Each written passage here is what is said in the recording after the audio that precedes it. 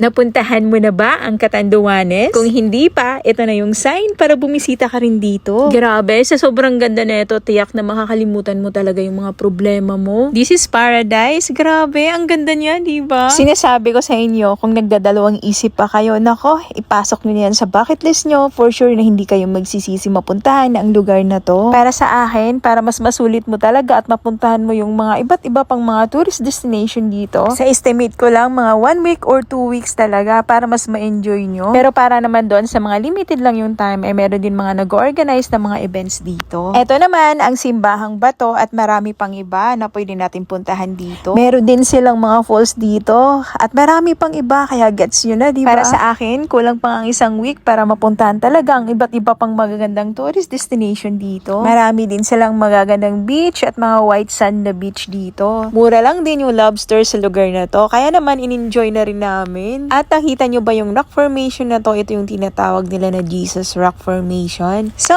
ano pang hinihintay nyo? Wag na magpatumpik-tumpik pa. Puntahan nyo na rin ang lugar na to. Isama nyo ang mga family and friends ninyo. Medyo may kalayuan, pero ito ang sinasabi ko sa inyo. Sulit na sulit talaga yung travel ninyo papunta dito. Kaya tara, samahan nyo ako ating puntahan ang Catanduanes. At this time, solo joiner muna ako. Ang meet up namin ay sa MOA, and then after that, mga 12 hours din yata yung travel kung hindi ako nagkakamali. At sa wakas, mga ilang sandali pa, nandito na kami sa port. Dito kami maghihintay ng barko para naman sa biyahe namin papuntang Catanduanes. Habang naghahantay ay nag-lunch muna kami. May mga nagtitinda ng mga ulam at merong karinderya dito. And in a while pa, this is it. Pasakay na tayo ng barko papuntang Catanduanes. Kung medyo takot kang sumakay ng barko, dapat tapangan mo dahil ito lang talaga yung paraan para makapunta dito. Grabe, almost 3 hours din ang tinagal ng biyahe. Sa bandang gitna ay medyo maalon din, pero saglit lang naman yun. And finally, at last, nandito na tayo sa San Andres. Nandito na tayo sa Catanduanes. And after dito, nag-travel na naman ulit kami. I think mga 1 hour or 1 hour and a half, kung di ako nagkakamali. Papunta sa una naming destination. Grabe, ramdam na ramdam ko talaga na nasa province na ako. Ang sarap talaga mag-travel kapag ganito. Ganito yung view na nakikita mo. Supposed to be, marami pa dapat kaming pupuntahan ngayong araw, kaya lang medyo na late yung barko. Kaya na-delay din yung ibang mga itinerary namin. Since hapon na, isang beach lang muna ang pinuntahan namin ngayong araw. So, this is our first destination, itong Twin Rock Resort. Tara, samahan nyo ako. Enjoy natin yung lugar.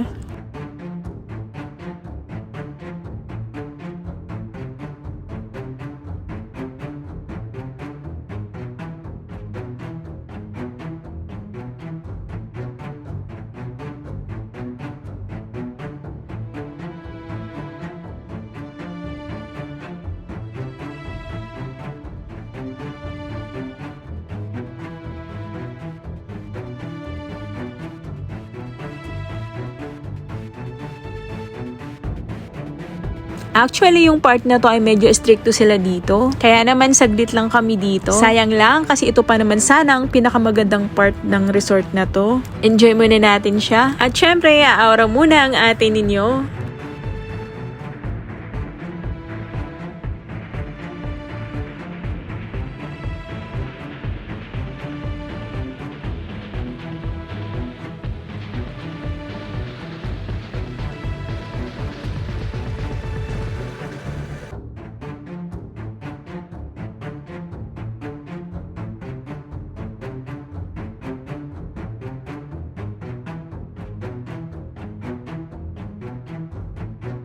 So, that's it for today. Isa lang muna yung napuntahan namin. Itong Twin Rock Resort. Nagbiyahe ulit kami papuntang Transient House para magpahinga para naman sa bukas na itinerary namin. At this time, papunta na kaming Binurong Point. Pag sinabing Catanduanes, naku, hindi pwedeng hindi natin puntahan to. Dahil ito talaga ang pinaka-highlights dito. By the way, sabi ng aming tour guide, mga 30 minutes hike daw ito. Pero syempre, lagi yun nakadepende sa atin kung gaano tayo katagal na mag-hike. Suot na namin ang aming mga pang-aura papunta doon dahil wala raw CR at pwedeng pagpalitan doon. Pero in fairness, medyo malayo-layo din siya ha. Sana pala nag-short muna ako. Imagine ganito pala yung mga dadaanan tapos ang haba-haba na ng suot ko. Sabi pala ng aking tour guide, ang Binurong Point daw ay dating pastulan lang talaga siya. Ngunit sumikat na siya ngayon bilang tourist destination. Ganto lang naman ang madadaanan natin bago natin marating ang Binurong Point. Sabi nga, bago marating ang magandang destinasyon ay syempre dapat muna natin natin itong paghirapan. And well pa, may mga nakita na akong mga baka dito. At nararamdaman ko rin na malapit na kami. At di ako nagkakamali, nandito na kami sa Binurong Point. Tara, samahan nyo kami. Enjoy natin ang Binurong Point dito sa Catanduanes. Grabe, sobrang nakaka-amaze. Ang ganda ng lugar na to. Parang nasa panaginip lang ako. Ang lawak din pala nito. Parang kulang ang isang oras para malibot mo ang magagandang picturean dito. Tara, samahan nyo ako. I-enjoy natin ang Binurong Point ng Catanduanes. Aaura muna ako. Syempre, minsan lang tayo makapunta dito.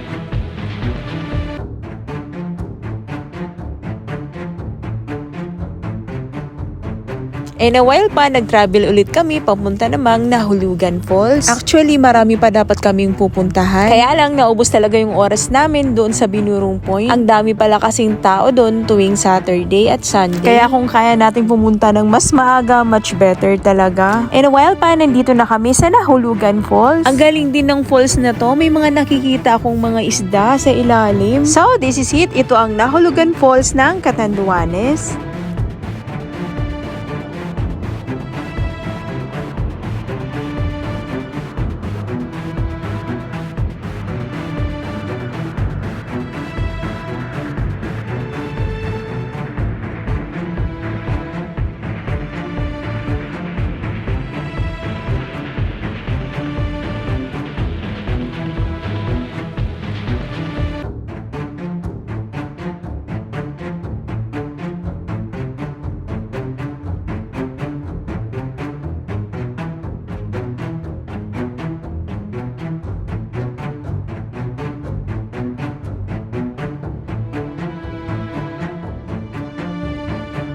In a while pa, nag-travel ulit kami papuntang beach naman. Pero before that, kumain muna kami. Mura lang pala ang lobster dito, pero ang sarap niya talaga. In a while pa, nandito na kami sa beach resort. Tara, enjoyin muna natin ang paligid. This is Talisoy Beach Resort pala. And so far, sa mga napupuntahan namin dito na beach, ito yung pinaka nagustuhan ko. Kasi hindi siya crowded, malinaw ang tubig at maganda rin yung sand niya. Tara, enjoy muna natin ang Talisoy Beach Resort ng Catanduanes.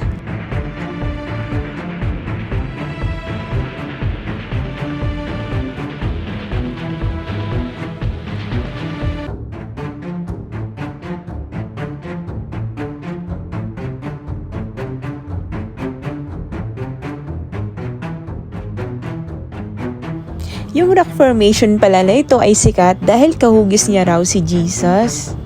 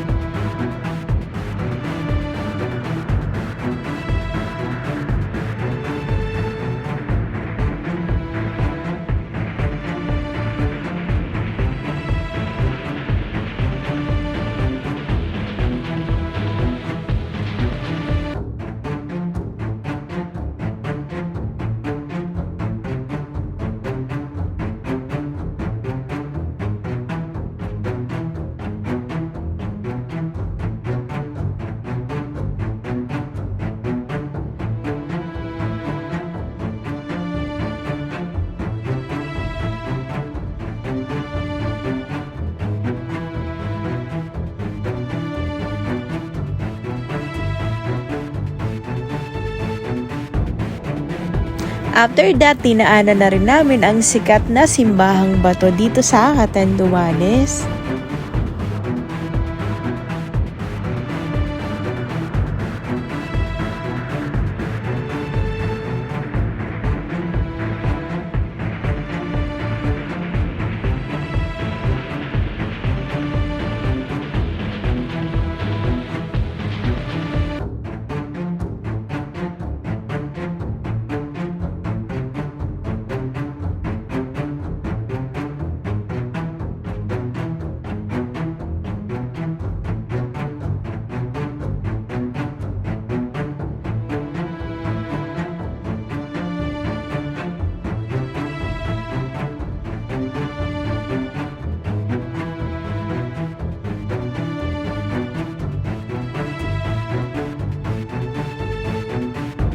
Bago umuwi ay kumain muna kami dito sa kainan na malapit sa port. Alright, so that's it. Sobrang sulit talaga ang pagpunta ko dito sa Catanduanes. And by the way, shoutout sa aming orga na si Jaime at si Ian. Shoutout kay Jaime sa mga napakagandang mga drone shots. Alright, so that's it muna. Bye-bye!